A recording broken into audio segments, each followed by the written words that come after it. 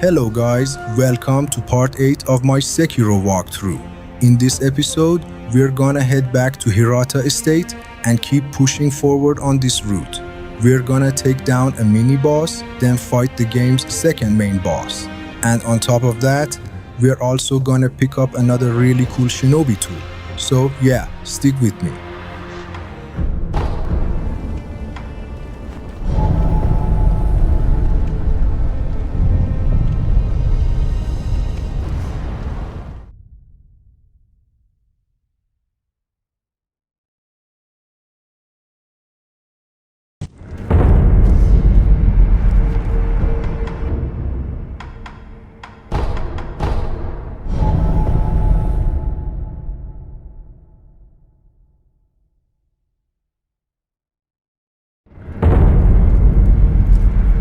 Alright, I think it's time to unlock two really important skills. First, we're gonna get Shinobi Karma, Body. This one increases our maximum spirit emblems by 1, which is always nice. Then we're gonna pick up Breath of Life Light. This skill gives us a bit of vitality back every time we land a death blow. And trust me, when you're fighting big groups, this is gonna help a lot.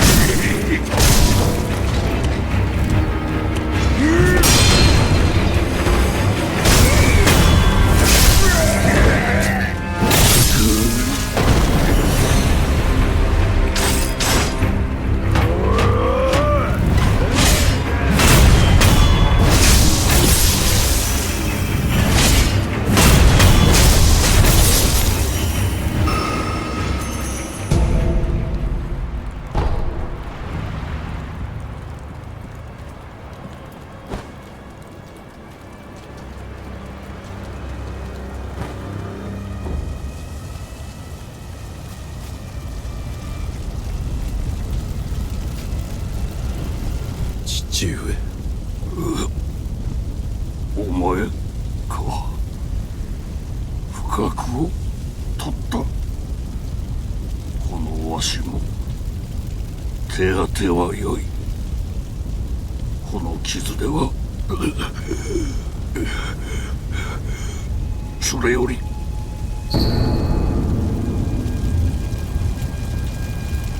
これはお屋敷の隠し仏殿の鍵よ。巫女様はそこに。だがこの火の手じゃ。崖外からならば。そうじゃ。あちらから外へ出て崖沿いに進み、霊園から魔をさすれば。わかりました。狼よ。はい。主は狼よ。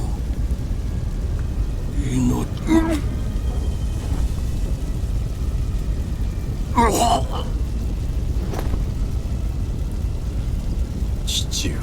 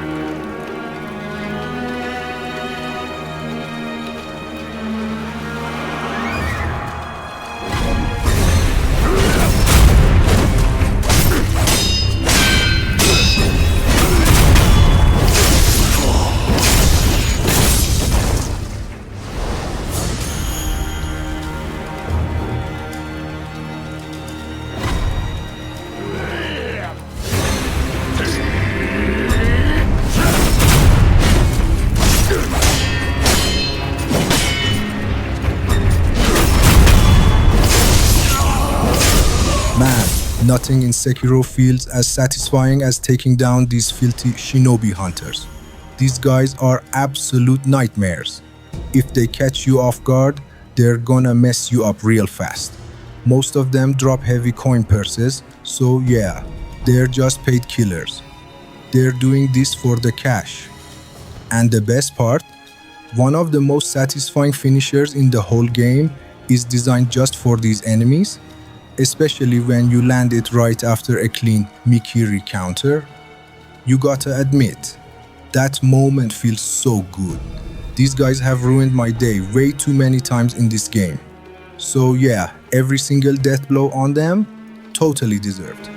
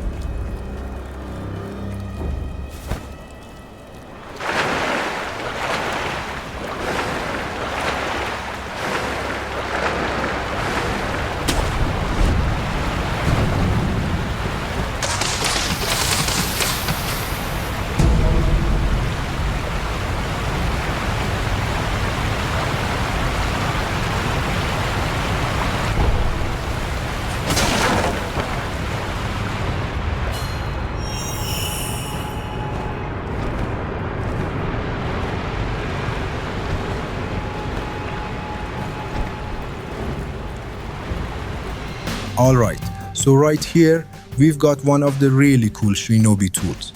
But of course, it's being guarded by a pretty tough enemy. I think his name is Interior Ministry Ninja. And at this point in the game, this fight can be rough. So if you're not confident you can beat him, here's what you can do. Sprint straight to where the Shinobi tool is, open the door, pick it up, then jump off the cliff into the water. Yeah, you're gonna take a bit of damage, but you'll completely skip the fight. Now listen, you can run from this guy here, but later in the game, you're gonna see a lot more of them. They show up as mini-bosses, and from the mid-game onward, they start appearing as regular enemies too. So sooner or later, you're gonna have to learn their moveset and get comfortable fighting them. If you don't, these guys are gonna make your life very difficult later on.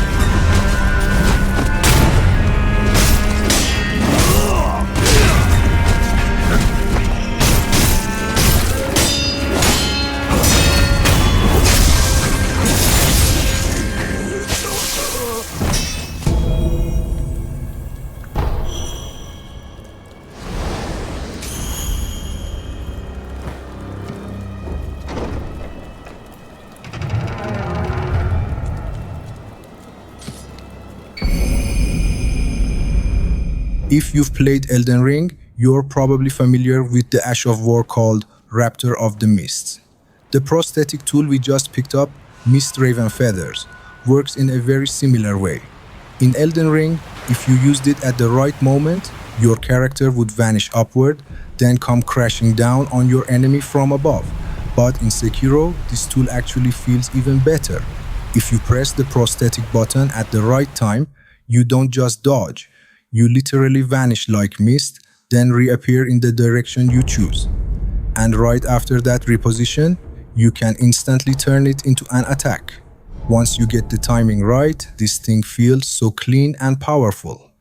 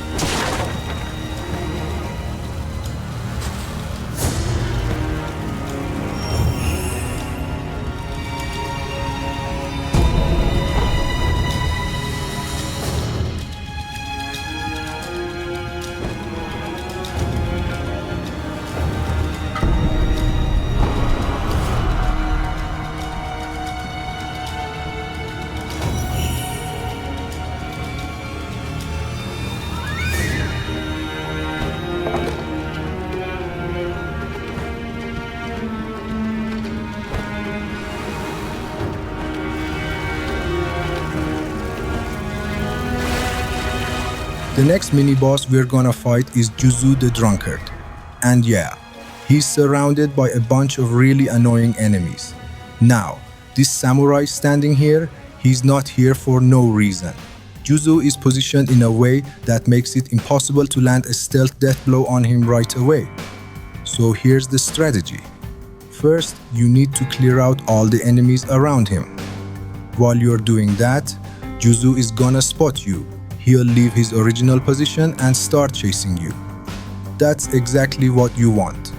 His movement speed isn't that high, so while he's slowly following you, you can take out the enemies around him one by one. Once they're all gone, create some distance. Let him lose aggro. Before he fully returns to his original spot, sneak back in and land your first stealth death blow. For the second one, you can lure Juzou toward this samurai and he'll jump in to help you during the fight.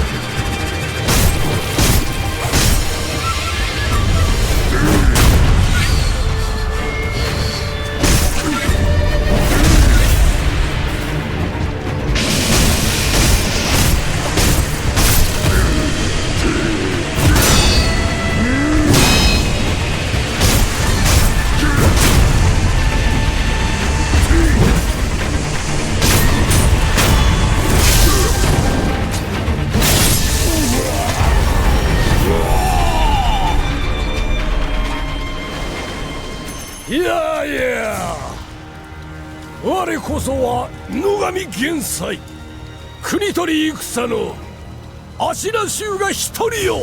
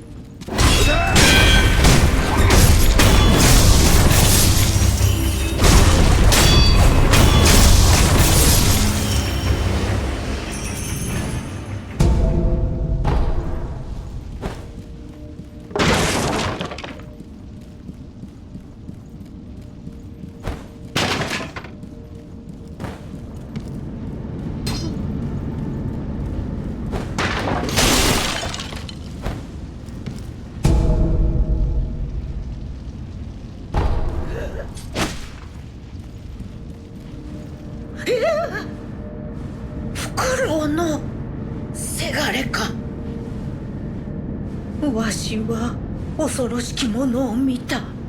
湧き出てくるのじゃ。次から次へと。止め殿、止め殿。若様、わしのせがれが伊之助が向かったゆえ無事はぐれ忍びよ。念のためじゃ。お主も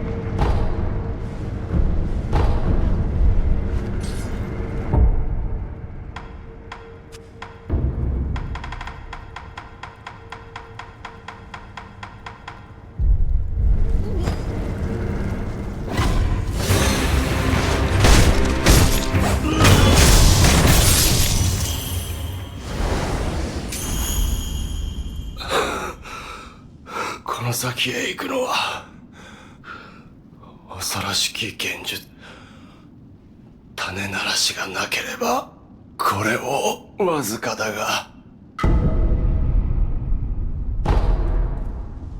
The second main boss standing in our way fights in two phases, and she's extremely agile. In phase 1, she often uses threads and kunai to create a perimeter, then stands on those threads like she's literally walking on air. Whenever she does that, you can throw a shuriken and knock her straight down. This boss fight also has a perilous sweep attack, and honestly, every single time I fight her, I somehow forget about that sweep and end up taking damage. All you need to do is jump, kick off her head, and deal posture damage. Now in phase 2, on top of everything she already does, she can summon a bunch of spirits into the arena. And there can be quite a lot of them. You definitely need a plan for those spirits. The standard way to deal with them is by using a snap seed. Whenever she snaps her fingers and summons the spirits, use a snap seed to dispel them instantly. But try to save at least 3 snap seeds for another major boss later in the game.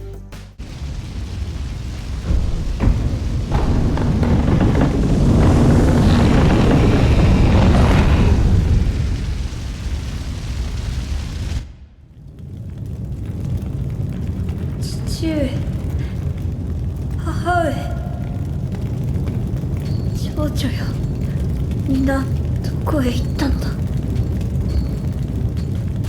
ミコ様、現実か。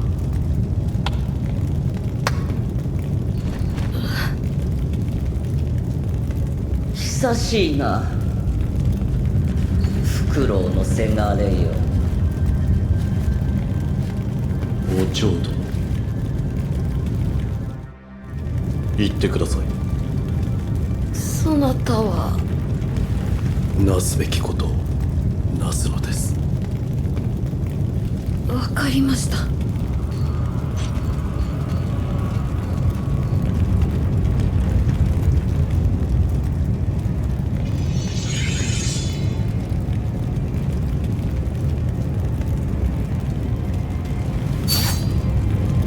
さて、やろうか、せがれ殿。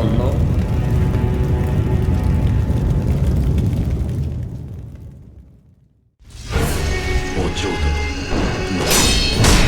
さてな、惑わしいぞ、せがれよ。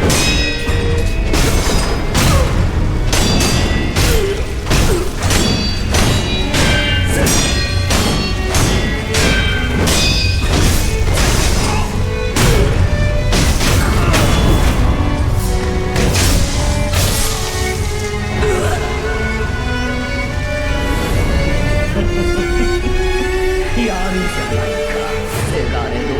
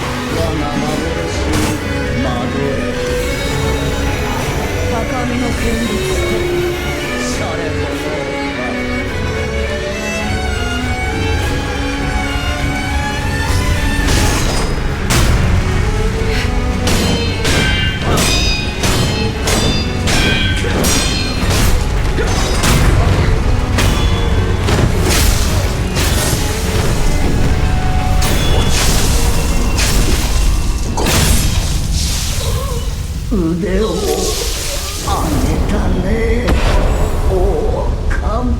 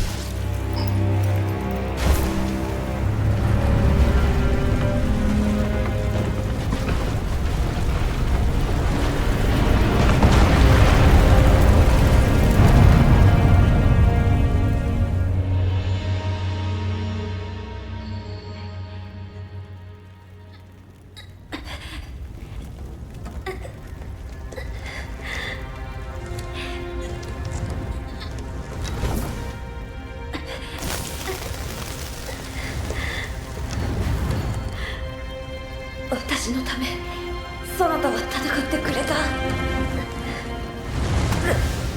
捨ておくことなどできるものか。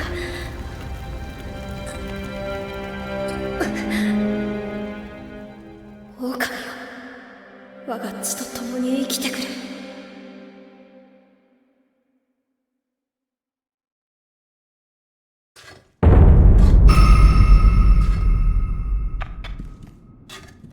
お前さん、どうやら古い記憶が目覚めたようじゃな。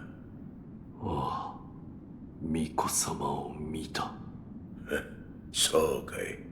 司祭は聞かぬし、語りもするな。見えたものは己の内に留めておくもんじゃ。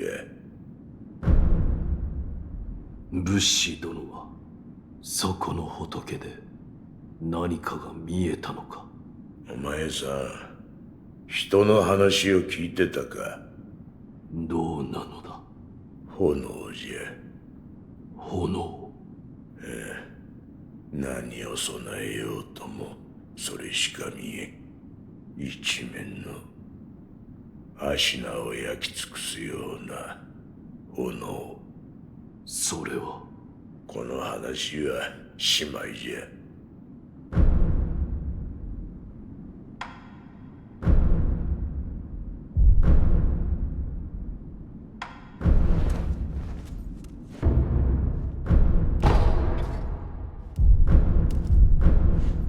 ではな、また。Alright guys, we made some really good progress in this part of the walkthrough. Before we wrap up, I need to talk about two items we picked up. The first one is a Sakura Droplet. We can't use it right away, but at the right time, it can unlock our third resurrection node. Now about the sake. After defeating Juzou the Drunkard, we got our first bottle. There are several types of sake in the game, and when you collect them and give them to different NPCs like the Sculptor, you unlock extra dialogue. These conversations are optional, but they reveal a lot more about the characters' backstories. I'll leave that part for you to explore on your own. Take care of yourselves, and I'll see you in the next episode.